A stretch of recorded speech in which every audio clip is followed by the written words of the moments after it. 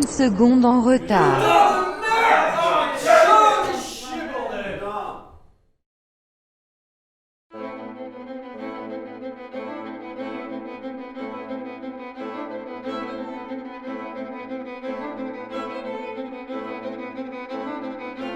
Jean-Marie Augustin Bonaventure n'était animé que par deux choses. Le café et l'ambition de voyager dans le temps. Autant dire que le premier était indispensable à la deuxième.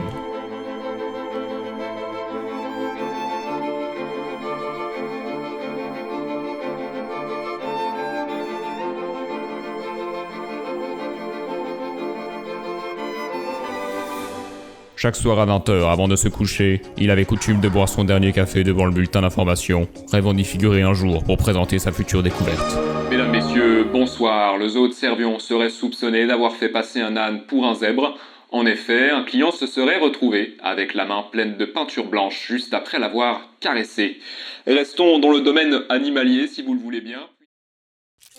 Cela faisait maintenant 8 ans que le jeune physicien et son imposante collection de tasses travaillaient d'arrache-pied pour découvrir un moyen de voyager dans le temps.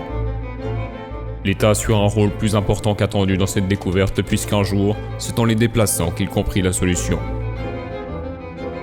Avant de tester sur lui-même, il envoya sa tasse préférée en 2137, ce qui lui valut de passer enfin en journal télévisé. Mais le reportage ne fut pas à la hauteur de ses attentes. Mesdames, messieurs, bonsoir. Le voyage temporel est-il réellement envisageable? C'est la question que s'est posée le physicien Jean-Marie Augustin Bonaventure il y a maintenant 8 ans. Eh bien, figurez-vous qu'il aurait réussi hier soir à envoyer le TASS, accrochez-vous bien, en l'an 2137. Pierre Mirabeau, vous êtes un physicien renommé, que pensez-vous de toutes ces histoires? Écoutez, je pense que comme tous les téléspectateurs qui nous regardent ce soir, nous savons bien évidemment que toutes ces histoires sont fausses et qu'aucune preuve concrète n'a été transmise à l'heure d'aujourd'hui, d'accord? Je pense que cet homme est un imposteur et qu'il ferait mieux de retourner dans le passé pour faire de meilleures études, monsieur. Voilà ce que j'en pense. Merci beaucoup, Pierre, pour votre point de vue. Vous êtes un... Déçu par la bêtise de ses contemporains qui ne comprenaient rien à sa science, il décida de sauter le pas sans plus attendre. Après quelques réglages, il était prêt à décoller vers le futur. Restait à définir la date d'atterrissage. Jean-Marie Augustin Bonaventure atterrit entre les mêmes murs 40 ans plus tard, en avril 2020.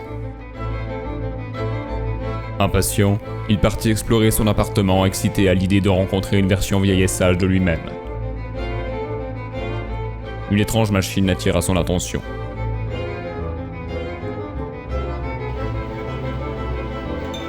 Il avait dû rendre son appartement puisqu'il était désormais habité par une jeune femme.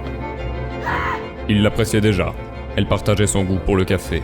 Après une bonne demi-heure d'explications, Amanda s'apaisa.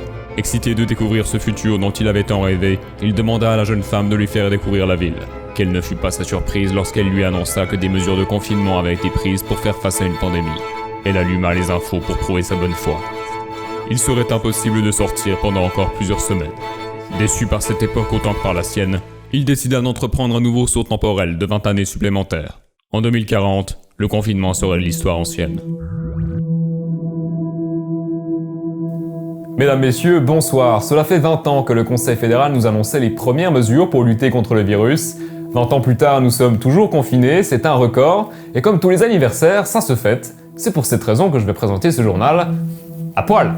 Allez, j'en ai plus rien à foutre. J'en ai rien à cul, moi. Les confinements de merde, regarde, je suis en slip, bordel, tu vas faire quoi? Hein? Malheureusement pour Jean-Marie Augustin Bonaventure, le confinement durait toujours en 2040. Donnant un nouveau sens à la désormais célèbre maxime, le déconfinement se fera aussi rapidement que possible, mais aussi lentement que nécessaire.